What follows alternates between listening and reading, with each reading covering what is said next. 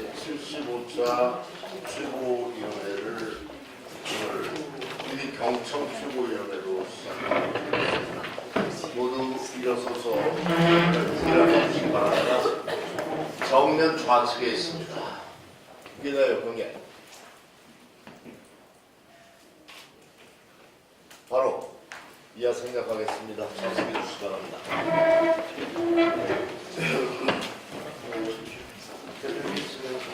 예.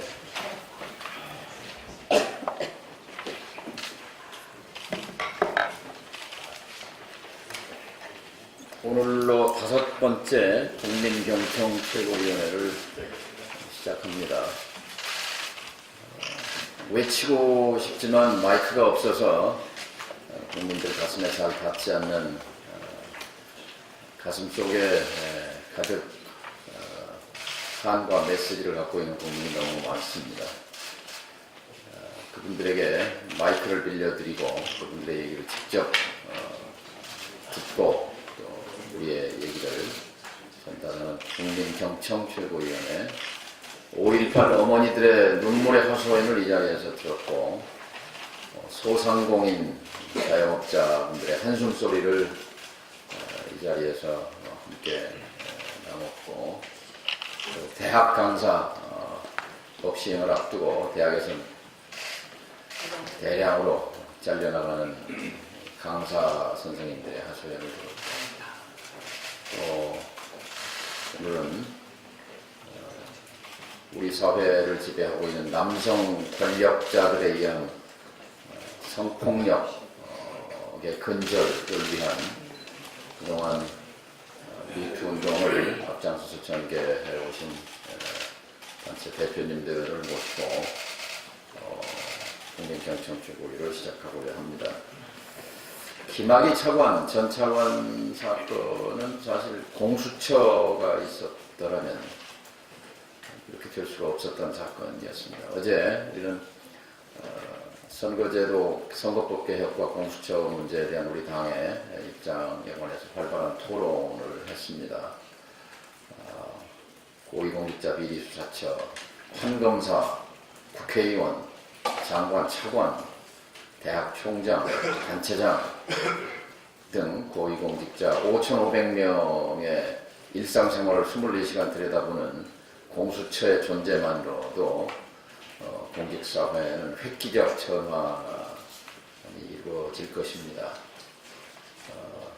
지금 바른미래당이 기소권과 수사권을 분리해야 된다. 수사권만 가진 공수처를 하자고 해서 청와대와 민주당이 여기에 반대하는 그런 국면입니다. 그것 때문에 선거법 신속 처리 절차가 묶여있는 그런 상황인데 어제 당론이 아직 확정되진 않았습니다만 여러분들께서 수사권이 있는 공수처로도 의미가 있다고 생각합니다.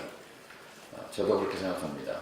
홍콩의 염정공서, 싱가포르의 탐오조사국, 공직자들의 비위와 부패를 방지하는 데 아주 모범적인 벤치마킹 사례입니다. 두 기구 다 수사권만 가진 공수처입니다. 20년 동안 제자리 맴돌던 공수처가 또 기소권, 수사권으로 논란으로 또 물 밑에 가라앉는 것을 막기 위해서 공수처 수사권만이라도 가진 공수처 출발이 급하다. 또 그보다 더 중요한 선거제도 개혁을 위해서 필요하다고 생각합니다. 공수처가 발족되면 김학의 차관 사건 같은 것을 원천적으로 봉쇄할 수 있을 것이라고 생각합니다. 여기까지 말씀드리고요.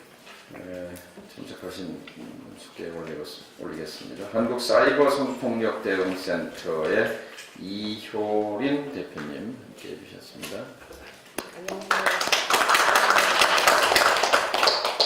한국사단법인 안전관리사협회 안수정 회장님 함께 하셨습니다. 성매매 문제 해결을 위한 전국 연대 정미래 공동대표님 함께 해주시겠습니다. 그리고 저희 당에서는 저희 장병환 원내대표님, 최경환 최고위원님, 또 양미강 여성위원장님, 서진희 청년위원장님, 손동호 비서실장, 그리고 문병선 대변인, 김병호 부총장, 김광수 사무총장, 조배숙 전 대표님 함께 해주셨습니다. 먼저 두 분께서 말씀을 열어주시겠습니다. 정미래 선생님. 네. 예, 반갑습니다. 그리고 이런 자리를 마련해 주셔서 감사합니다. 대표님께서 금방 말씀하셨다시피 국민들이 직접 이렇게 목소리를 낼 수 있는 그런 자리가 많지 않은데 이런 자리 마련해 주셔서 감사하고 또 저희 얘기를 이렇게 뜻깊게 경청해 주신다는 데 대해서 일단 감사를 표합니다.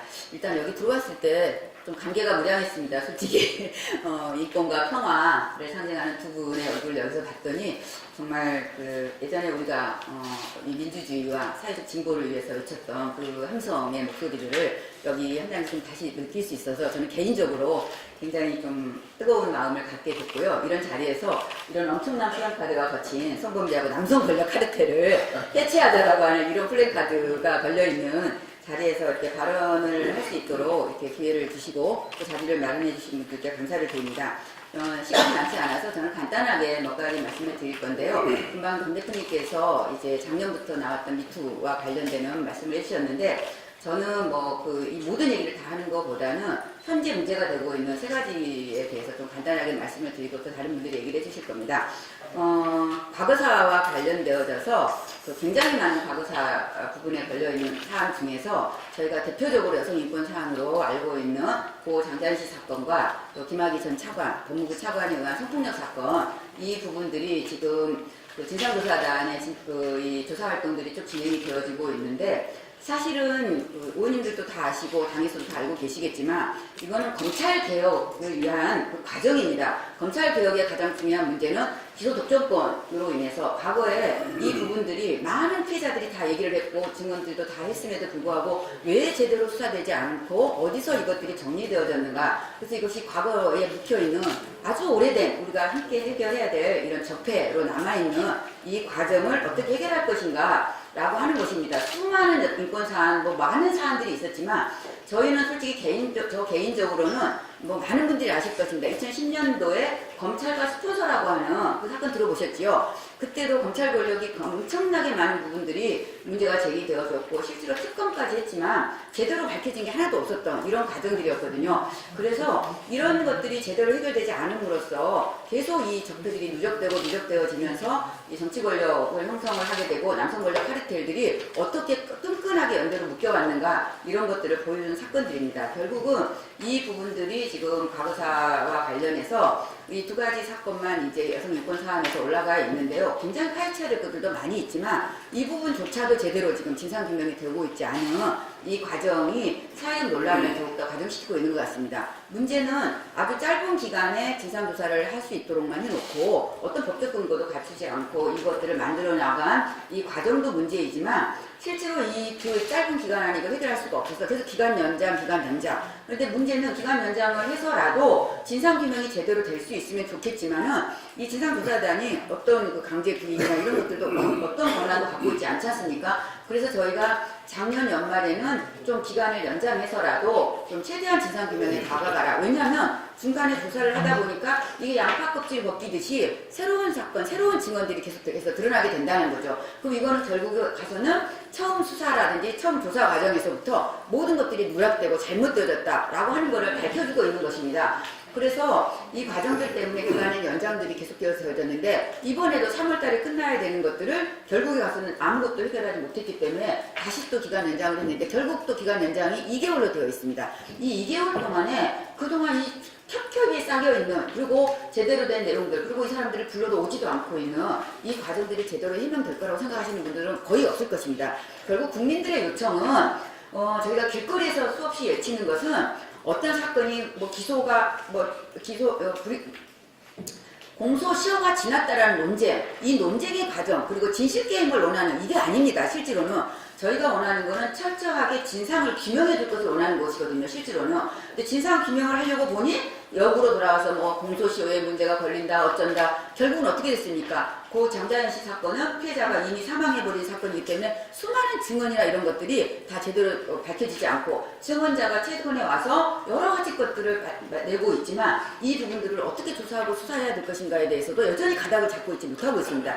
결국은 증언자의 목소리에만 의존하게 되는 상황이 되어지고 있는 거거든요. 증언자는 처음부터 이 얘기에 대한 진실을 얘기했음에도 불구하고 모든 것들이 삭제된 10년이 지난 이 시점에 와서는 공소시효 운운하는 이 과정에 놓여있다고 하는 것입니다. 또 김학의 전 법무부 차관에 의한 성폭력 사건은 또 어떻습니까? 마치 이거는 여성을 거래의 대상, 상납의 대상으로만 놓고서 뇌물의 문제, 그래서 특가법이라든지 이런 다른 것들로만 적용을 하는 이 형태로 또 이것이 나오고 있습니다. 사건의 본질은 사라져버린다는 거죠. 그래서 모든 언론들이 공소시효를 운운하면서 이것이 특가법을 위반했느냐, 뇌물이냐 아니냐 이런 논쟁으로 가게 되면 이 성폭력 피해자들은 더 이상 얘기할 수도 없고 수많은 세월에 자기의 용기와 용감한 내용만 갖고 증언을 해왔던 이 역사적인 과정은 또 삭제돼버리는, 그래서 이 결국에 가서는 남아있는 논쟁은 다른 걸로 흘러가게 돼버립니다. 그렇게 되면은 우리 여성들은 어떻게 생각하냐면 우리에게 국가는 있는가, 과연 이 법치주의 사회에서 우리는 어디에 가서 또 이 자기의 피해를 외쳐야 되는가 라고 하는 것들에 대해서 문제를 제기할 수밖에 없다라고 하는 것이죠. 또 최근에 또 버닝썬 사건이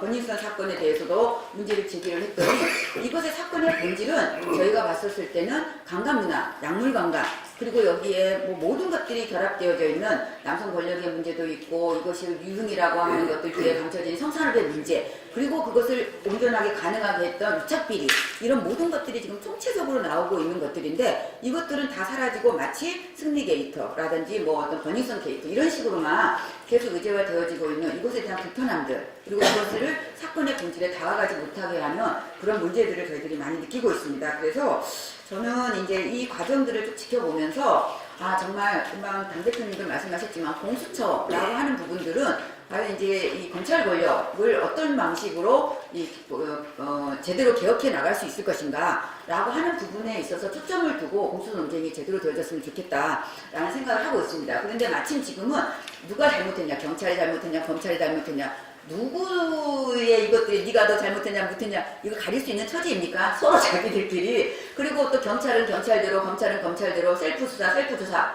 이거를 누가 믿겠습니까? 이 과정들을 지금까지도 제대로 해오지 못했던 이 과정들에 대해서. 그래서 저는 그나마 인권과 평화 이런 과정들을 굉장히 목소리 높여서 외치고 있는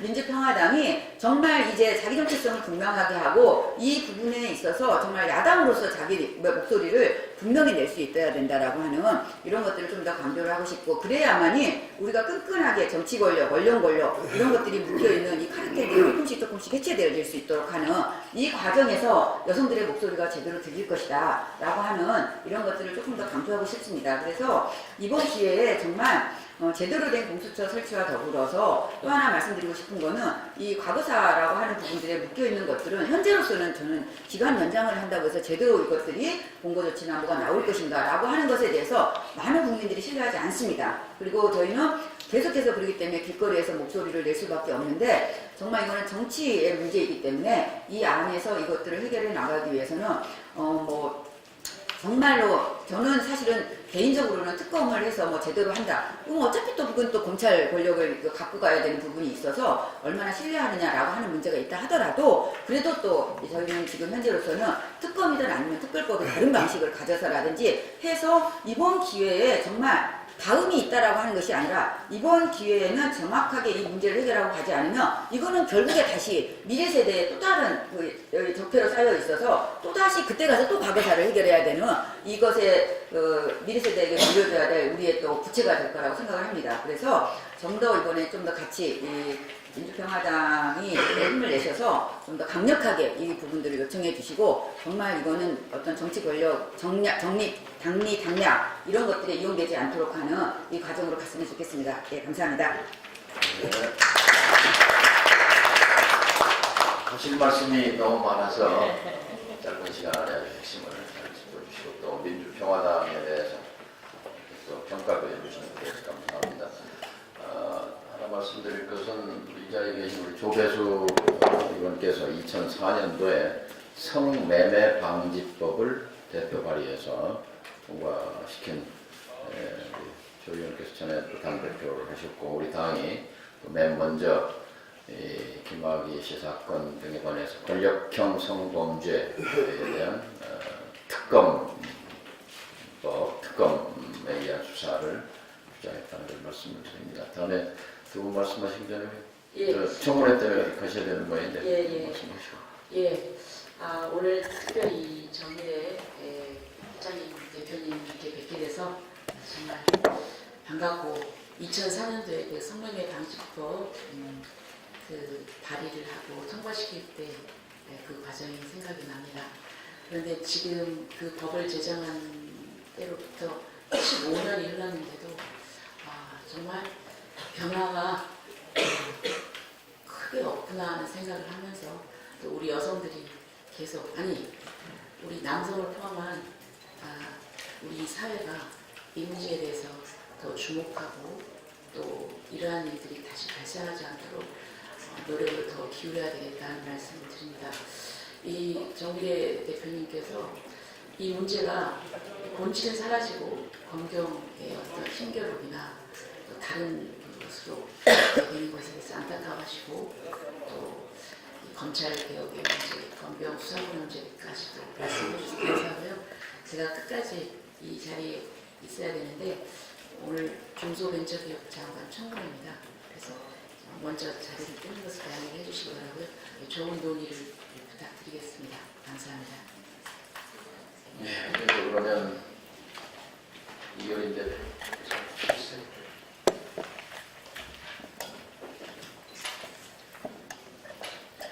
네, 안녕하세요. 저는 한국사이버성폭력대응센터에서 활동하는 이효린이라고 합니다. 오늘 민주평화당에서 이렇게 발언할 수 있는 기회를 주셔서 정말 감사드리고요. 저는 버닝썬이라고, 소위 버닝썬 게이트라고 불리고 있는 이 사건과 그 이후에 연이어 발생한 정준영 불법 촬영 및 유포 사건에 대한 이야기를 현장 단체로서 좀 짚어보려고 합니다. 일단 저희 단체에는 이런 불법 촬영이라든지 아니면 비동의 유포, 성관계 영상이라든지 성적 영상들이 동의 없이 유포된 피해를 입은 이제 그런 여성들을 지원하는 여성단체입니다. 현장에 있다 보니까 이 사건들을 바라볼 때에 좀 심정적인 기분들이 굉장히 복잡했었는데요. 이런 내용 중심으로 말씀드릴 수 있을 것 같습니다. 이 버닝썬 클럽 폭행 사건이 공로화된 지 벌써 3개월이 되었고 그 이후에는 가수 정준영의 불법 촬영 및 유포 사건이 지금 논란이 된 상태인데요. 피해 지원 단체로서 사실 이 새로운 사건들에 굉장히 익숙한 기시감을 느끼고 있습니다. 현장에서 늘 마주하고 있는 수많은 사건들과 사실 큰 차이가 있는 그런 사건들은 아니기 때문이거든요. 이 클럽 버닝썬이라고 하는 곳은 사실상 강간을 판매하는 그런 공간이었습니다. 강간을 산업화하는 일은 그에 협조하고 묵인하는 남성연대 속에서 가능했다라고 저희는 생각하고 있고요. 심지어 그 클럽에서 근무하는 MD들은 싱싱한 골뱅이가 준비되어 있다면서 약에 취해서 기절한 여성들의 나체를 유포하면서 호객행위를 했습니다. 여성들은 당연히 동의하지 않았고 하지만 이 사실은 전혀 중요하지 않았습니다. 그저 그 거래를 원하는 남성들과 또 그 거래를 위한 돈이 준비되어 있다는 것만으로도 계약이 성립되었기 때문입니다. 심지어는 지역 경찰까지 유착이 되어서 단돈 230만 원을 받고 이 모든 범죄를 다 모르는 척 해주었습니다. 거대하고 공고한 남성연대에서 여성은 그저 소비재로 쓰이고 성폭력은 상품이 되었습니다. 여성들은 놀기 위해서 드나들던 공간이 사실은 여성 착취의 현장이었다는 것을 거대한 남성연대 혹은 성착취 카르텔이 얼마나 우리 일상에 밀착되어 있는지 보여주는 사건이라고 생각합니다. 또한 정준영 카톡방 불법 촬영 및 유포 사건에서도 알 수 있듯이 이런 불법 촬영 및 유포가 사이트 같은 온라인 사이트, 불법 포르노 사이트라든지 SNS라든지 이렇게 공공연한 방식으로 게시되는 것뿐만이 아니라 개인 간 메신저를 통해서 공유하는 방식으로도 이루어지게 되거든요. 그룹 내에 있는 카카오톡방 같은 곳에서 이 사건처럼 발생한다는 거죠. 불법 포르노 사이트에서 불특정 다수의 사람들이 모여서 이런 피해자가 존재하는 촬영물들을 소비하는 문화는 이 오프라인, 이 현실 공간에 있는 남성 집단에서도 굉장히 끈끈한 형태로 적용이 되게 되는데 그 남성들만의 공간에서 여성은 인격체가 아니라 그저 물성을 가진 여성의 신체로만 존재를 하게 되는 것이고 심지어는 남성성을 인정받는 도구로도 사용되고 있습니다. 불법 촬영물을 그동안 오랜 시간 동안 남성들은 인터넷 커뮤니티와 메신저 속에서 일종의 놀이문화로 소비되어 왔었습니다. 남성들은 자신이 존재하는 온오프라인 공간에서 이 행위를 익숙하게 경험해 왔었기 때문에 사실 이 모든 것들이 범죄인 걸 알면서도 습관적으로 그를 묵인하고 혹은 동조하고 비밀을 지켜주고 좀 더 결속되기가 쉬웠을 것입니다. 설사 직접 촬영과 유포를 하지 않았다 하더라도 방관과 동조를 통해서 기꺼이 공범자가 되어준 것이고요. 정준영과 같이 잘못 걸린, 어쩌다가 운이 나빠서 걸린 이런 가해자들에게 공감과 측은함을 드러내는 한편 피해자 여성의 신상은 추적하고 누구의 영상인지 무슨 내용인지 이러한 것들만 수소문을 하고 있거든요. 거의 모든 사건들마다 이런 피해 경험자를 추적하는 검색어가 인기 순위에 오르고 있는 이 일관된 반응 속에서 심지어 언론은 피해자의 신상을 추적하거나 추측하거나 혹은 드러내는 그런 식의 기사를 단독으로 보도하고 있습니다. 사실 이 사회 곳곳에는 다양한 방법으로 여성과의 성관계 경험을 과시하는 수많은 정준영들이 있다고 저희는 생각하고요. 정준영이라는 사람이 공인이 아니었다면 사실 이 사건은 또 다른 사건들처럼 주목받지 못한 채 그저 지나갔을 것이라고 생각합니다. 특히 저희 단체는 이 사이버 성폭력, 사이버 공간 내 발생하는 성폭력을 실제 지원하는 현장단체로서 검경의 안이한 태도를 규탄할 수밖에 없습니다. 먼저 경찰은 12일에 입국한 정준영을 방치했습니다. 긴급체포도 하지 않았고 휴대폰 압수수색 같은 것도 없었습니다. 만약에 이 사건을 경찰이 제대로 해결할 의지가 있었더라면 입국 즉시 바로 체포를 한다거나 압수수색을 통해 증거를 확보를 했었어야겠죠. 피해자가 충분히 증거를 은폐할 수 있도록 3일이라는 시간을 주었던 것이고요.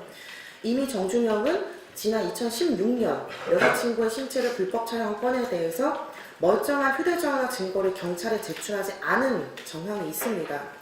당시 성동경찰서는 포렌식 업체에게 정준영 휴대폰 데이터가 복구 불가하다, 그러니까 증거를 인멸해달라는 확인서를 써달라고 요청하기까지 했었습니다.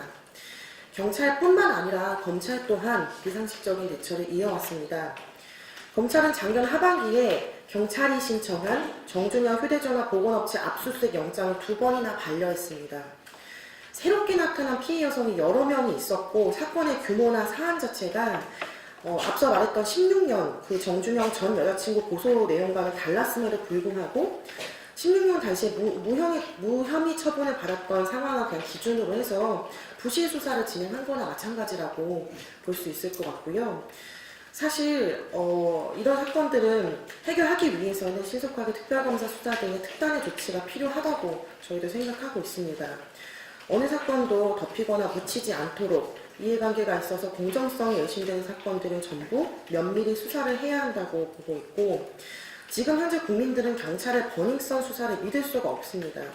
또한 검찰의 김학의, 장자연 수사 또한 믿을 수가 없는 상태입니다. 누구도 믿을 수 없는 이 상황에서 수사권 조정에 대한 국민적 합의가 이루어질 수는 당연히 없다고 생각하고요.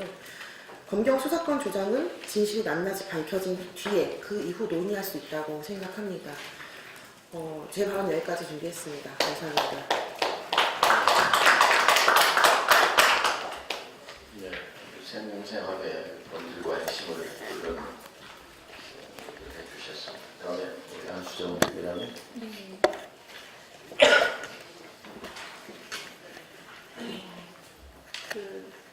분야별 안전 전문가 단체인 한국안전관리사협회 안수정 말씀드리겠습니다. 두 분 말씀해 주신 거 너무 잘 들었고요. 공감을 하고 있고요. 그런데 저는 문제점을 제기하고 해달라고 하기보다는 저희는 간단한 근원적인 원인을 말씀을 드리면서 단기적인 대안과 제안이죠. 단기적인 제안과 그다음에 장기적인 제안을 드리고 싶습니다. 그 내용은 일단 근원적인 원인을 봤을 때는 어쨌든 다 사람하는 일이긴 한데요. 우리나라가 어떻습니까? 경제 성장에만 치우쳐 왔습니다.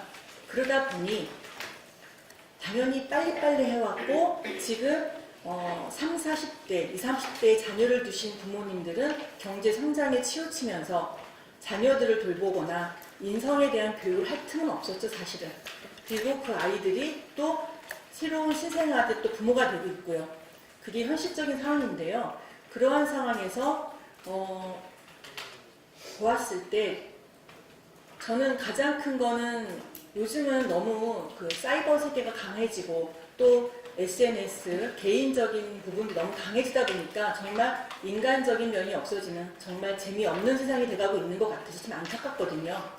근데 그러한 부분에서 이러한 모든 것들에 대해서 저는 생각을 했을 때 기본적으로는 단기적인 계획과 장기적인 계획이 필요한데 단기적인 계획은 일단 성인들한테 현재의 성인들이죠. 20세 이상의 현재의 성인들한테는 예를 들어서 그런 게 있습니다.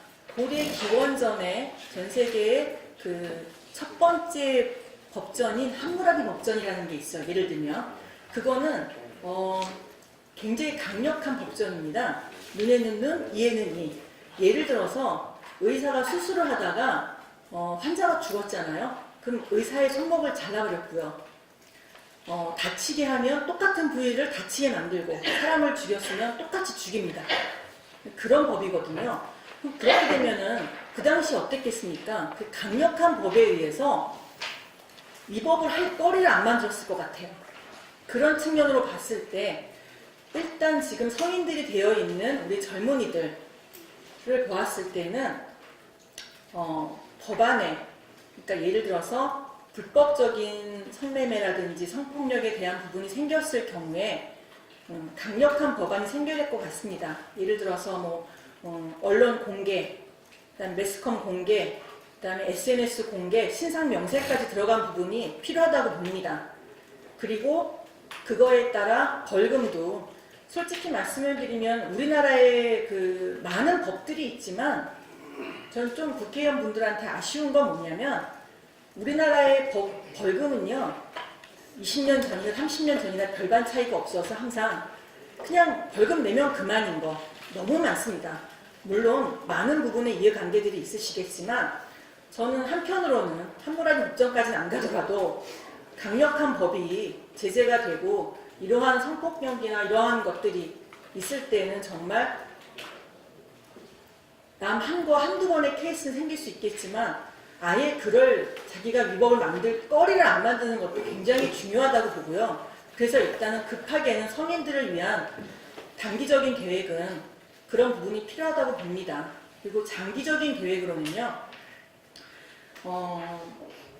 일단 우리 아이들에 대한 교육을 먼저 말씀을 드리고 싶은데 지금 현재 법적으로 많은 교육들이 이루어져 있기는 합니다. 이루어져 있긴 하지만 실제 그게 원활하게 돌아가지 않고 있음은 솔직히 말씀드리면 우리나라에 있는 법정 의무 교육이라는 거 거의 잘 지켜지지 않습니다. 제가 얼추 생각해도 70, 80% 이상 그렇고 그거에 따른 성인도 마찬가지고 아이들도 마찬가지입니다. 그렇기 때문에 그 또한 실태조사도 필요한 것이고요. 그리고 실태조사를 함으로 해서 성인들도 법정 의무교육은 사인만 하고 그냥 앉아있는 사진만 찍어 놓은 걸로만 대체할 뿐이고 그 다음에 아이들도 학교에서 그냥 교육했다 이런 걸로 넘어가는 경우가 실제로 많이 들었습니다. 그렇기 때문에 저희들은 안전 전문가들 입장에서는 어떤 생각을 하냐면 교육이라는 건 반복 교육을 해서 머리에 세뇌가 되어야 합니다. 반복 교육을 계속해서 머리가 세뇌가 되어서 내 거가 되어야 되고 아는 만큼 조심하는 게 당연한 지사거든요. 근데 우리나라는 성인이든 아이들이든 교육에 대해서 명확하지가 않은데 저는 아이들한테 교과목에 대한 필수가 필요한데 가장 필요한 필수는 다른 과목이 아니라 첫 번째는 무조건 인성입니다. 네. 인성에 대한 부분이 가장 중요하고요. 우리나라의 미래를 위해서는. 그리고 두 번째가 조심조심 살고자 하는 안정입니다. 어릴 때부터. 그리고 세 번째가 성교육입니다. 그런 부분에 대해서는 분명하게 이루어지기를 바랍니다. 예를 들어서 저는 교육에 대한 부분도 대충 사인해놓고 사진 찍어놓은 걸로만 보고 관리감독을 들어가잖아요. 그럴 경우에 거의 서류상으로만 보거든요. 요즘은 세대가 정보화 시대입니다. 누가 서류 가지고 보겠습니까? 서류를 만드는 것도 시간 낭비고 일입니다. 요즘은 이 또한도 그러기 때문에 제가 이제 고용노동부나 국토교통부에 그 회의를 많이 들어가서 교육에 대한 부분을 특히 얘기할 때에는 요즘은 시대도 좋아지는 마당에 핸드폰 좋거든요. 교육하는 시간 동안에 법정 의무 교육 시간을 지키는 걸 한 번도 본 적이 거의 없습니다. 그렇기 때문에 핸드폰으로 동영상을 찍어놓고 날짜별로 보관만 하고 있다가 그죠? 일정 기한만 두게 되면 나중에 감독관이나 누가 검토를 할 때에는 그 동영상을 그 날짜별로 띄엄띄엄 그 내용을 봐서가 아니라 그러면은 교육하는 사람의 입장에서는 그 교육 시간만큼은 충분히 해야 될 것이고 계속 했던 말 또 하는 반복 교육을 할지언정 그건 굉장히 중요하다고 보는 거거든요. 그렇게 되면 모든 분야에 다 포함이 되는 부분이기 때문에 그런 점에서는 그렇게 되어서 저희 나라가 정말 우리 젊은이들도 인성적으로나 안전적으로나 성교육이나 건강한 성생활을 즐길 수 있는 방향이 돼야 될 것이고 그렇게 해서 우리나라가 향후에 정말 안전하고 건강한 사회가 되기를 바랍니다. 네, 여기까지 이상하겠습니다. 네, 선생님 말씀이었고요. 아까 정미래 대표님께서 이제 끊임없이 반복되는 강고한 남성 권력 카르텔을 이제 깨야 한다 이렇게 말씀하는데 그 권력 카르텔을 뺄 수 있는 제도적 방안에 대해서 한번 제안을 해주시면 좋겠습니다. 예, 제가 제도적 방안까지 이렇게 답을 드릴 수 있겠습니까? 의원님들의 역할, 당에서 이렇게 정치권의 역할이 굉장히 중요하다고 생각이 들어지고요. 저희는 제가 길게 말씀드릴 수 있는 것보다는 이 부분은 이제 국가가 이거를 시행하고 있는 거는 사실은 3P 전략이라고 해서 이미 시행을 하고 있습니다. 예방, 보호, 처벌 이런 식의 어떤 3P 전략들이 쭉 있습니다. 문제는 이게 각각의 영역에서 정말 톱니바퀴가 잘 맞물려서 집행이 될 수 있도록 하는 이게 제대로 작동되지 않는다라는 것이죠. 그래서 그것이 작동되지 않는 것은 바로 뭐냐면 여전히 우리 사회가 남성 중심적이고 남성 성문화 이런 것들 그리고 이중적으로 잣대가 가고 있고 이 성별 불평등한 구조가 해결되지 않는 이런 다양한 문제들을 안고 있습니다. 그래서 정치권에서 먼저 해결해야 되는 부분들은 이것들을 제대로 하기 위한 법적 제도적 장치들을 조금 더 촘촘하게 만들어 주셔야 되는 부분이 하나 있고요. 그다음에 피해자 보호 조치 이런 부분들이 굉장히 미흡합니다. 실제로 피해자들이 계속 증언을 해야만 하고 그 증언의 신빙성도 여전히 계속 의심받고 있고 이러면서 결국에 가서는 길거리에 나와서 고발할 수밖에 없게 되어지는 거. 계속 피해자가 그래 네가 피해를 입었음을 증명해 이렇게 되어진다라는 거죠. 그래서 이 부분들은 피해자 보호 조치에 대해서는 어떻게 할 건가라고 하는 거. 지금 있는 것들은 국가가 이 피해자 보호 조치에 대해서 굉장히 미흡한 조치를 취하고 있습니다. 그리고 심지어 요즘은 증언이나 주변인에 대한 조치까지 들어와야 되는데 이 부분도 지금 완벽하게 되어 있지 않은 것들이 굉장히 많거든요. 최근에 그 장자연 씨 사건에 관련된 증언도 마찬가지고 또 그 김학의 전 법무부 차관의 성폭력 사건의 피해자도 계속 숨을 수밖에 없고 언론에서는 그걸 모자이크 처리해서 계속 소비시키는 방식으로 하고 있다는 거죠. 그랬을 때 이 피해자 보호 조치에 대해서도 조금 더 많은 형태들의 내용들이 좀 국가적 차원에서 나와야 된다고 생각합니다. 외국 같은 경우는 사실은 장자연 씨 사건 같은 경우는 사실 인신매매에 해당되는 사건으로 취급하고 있거든요. 그래서 그 증인이나 그 목격자들에 대해서도 좀 거기에 관련해서 범죄 피해자 프로그램이라든지 이런 것들을 제대로 잘 돌리면서 완벽하게 피해자 보호 조치를 하고 있는데 이런 게 우리나라에서는 부족하다 보니까 굉장히 본인이 혼자서 신변 보호까지 감당해야 되는 이런 상황에 처하고 있습니다. 그래서 피해자 보호 조치에 대해서도 좀 더 관심을 기울여 주셔야 될 것 같고요. 그다음에 이제 가장 중요한 게 집행의 문제인 것 같습니다. 이 집행의 문제는 바로 이 공권력이라든지 이 집행구조에 있는 분들의 이착비리, 범죄, 부정부패 이것이 굉장히 강고하게 연결되어 있기 때문에 이 부분에 대해서는 정말 엄정하게 가야만 이 정의와 진실이 밝혀질 수 있고 국민적 신뢰를 회복할 수가 있기 때문에 이 부분에 대해서는 정말 지금 당장 공수처를 실시한다 한다 이런 것도 굉장히 중요한 담론의 내용이겠지만은 개별법에서도 굉장히 많이 규정하고 있는 것들이 있는데 이번 기회에 너무 많이 흩어져 있습니다. 그래서 이번 기회에 이런 법령들을 의원님들이 하실 일들은 그런 것들을 좀 더 정비를 해서 어느 부분에 무조건 가해자 엄벌주의 이건 아닙니다. 저희는 제대로 처벌받고 제대로 법이 집행될 수 있도록 하는 이 과정, 이거를 위해서는 검찰개혁, 사법개혁 이런 모든 것에서 정말 이 제대로 된 개혁이 좀 일어날 수 있도록 하는 이 과정이 중요하고, 이것이 지금 현재 국회에서는 이 부분들을 뒷받침하면서 강력하게 추진될 수 있도록 하는 이런 제도적 보완 장치들이 좀 많이 필요하다고 생각이 들어집니다. 그리고 예방이라고 하는 부분은 아까 이제 많은 안수정 선생님께서도 말씀하셨지만, 저희는 이거를 안전의 관점에서 접근하지는 않습니다. 정확하게 인권의 관점에서 접근을 하고 있기 때문에 여성에 대한, 젠더에 기반한 여성에 대한 폭력이라고 하는 거는 정말로 인권의 영역, 그래서 거기 안에서 누구도 소외되지 않고 누구도 이 안에서 피해받지 않도록 하는 이 장치가 필요하기 때문에, 이거는 단지 법을 몇 개를 만든다, 사법 시스템에 들어간다, 이거보다는 우리 사회 전체 구조를 좀 개혁해야 되는 부분이거든요. 그래서 작년에 미투에서 많이 나왔던 것도 결국은 이 질서를 바꿔라, 제도를 바꾸라라는 거였지 않습니까? 그래서 저는 여기 정말 여기 온 김에 정말 세게 말씀드리면, 이 당도 정말 혁신해야 한다고 생각합니다. 남성 중심적으로 가는 거. 그래서 여성 정치인들을 어떻게 키울 건가, 이런 것부터 자정 노력들이 거기서부터 비롯되어지는 거다라고 생각을 하고 있고, 어떤 사건에 대응하는 거는 조금 더 정말 현장의 기반을 가져야 되고요. 제가 마이크 받은 김에 하나만 더 정말 뼈아픈 얘기 하겠습니다. 특히 의원님들 지역의 기반을 많이 갖고 계시잖아요. 근데 저희가 지역에 가면은 업소라든지 모든 것들 저희가 다 들어가는데 정말 지역의 토착 세력하고 너무너무 연결되어 있습니다. 그래서 이것이 단순히 유착비리라고 하는 게 경찰 공권력만의 얘기를 하는 게 아닙니다. 심지어 거기에 손님으로 오신 분들, 비즈니스 산업에 고객으로 오시는 분들이 누구냐라는 거죠. 괜히 그 군의회라든지 이런데 이분들이 해외에 나가서 뭐 추태를 부렸다, 뭘 했다, 이렇게 나타나는 건 아니라고 봅니다. 이거는 모두가 연결되어 있고, 거기로부터 또 의원님들도 다 지역에 자기 기반들 갖고 계시지 않습니까? 그럼 자기 거기로부터서, 그리고 우리 한국 자기 지역도 이거 지역사회를 어떻게 바꿀 건가 라고 하는 거, 그 다음에 이것이 전체가 모이고 모여서 우리 한국 사회의 질서를 바꾸는 이런 구조라고 생각이 들어집니다. 그래서 이게 마치 어디 업소에 가서 내가 누구한테 접대를 받았고 누구랑 거기서 비즈니스를 했다, 이런 식으로 통용되어지는 거, 그러기 위해서 여성들은 도대체 어떻게 이용되고 있고 어떻게 거기에 동원되고 있는가, 이런 부분들을 정말 성평등한 관점에서 조금 더 접근해 주셨으면 하는 그런 바람입니다.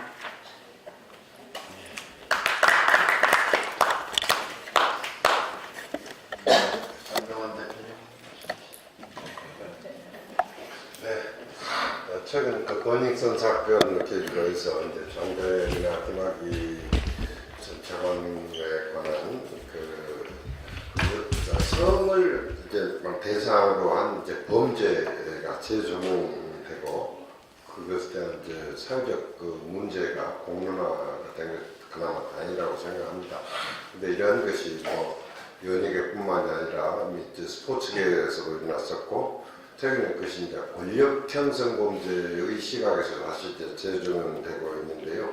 그만큼 우리 사회 전반적으로 이성 폭력이 일상적으로 이렇게 일어나고 있다고 하는 것 사실 차제에 정말 전 국가적인 차원에서 바로잡을 필요가 있다고 생각합니다. 특히 이제 권력과 유착된 이제 범죄에 대해서만큼은 이제 철저한 그 수사와 책임자 처벌을 통해서 다시는 그러한 재발되지 않도록 해야 할 것이고요.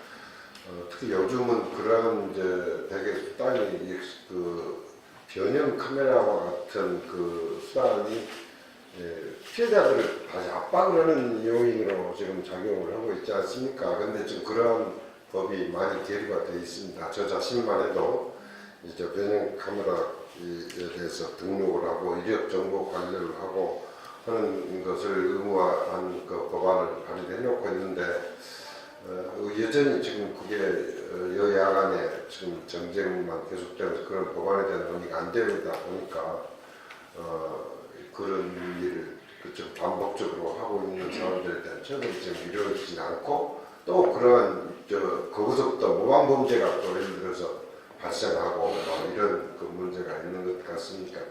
아까 정일 대표님 말씀하신 피해자에 대한 그 보호 체제가 제대로 안 갖춰져 있는 것도 굉장히 큰 문제라고 생각합니다. 이러한 문제를 저희 민주평화당이 앞장서서 해결해 나가도록 노력하겠습니다. 감사합니다.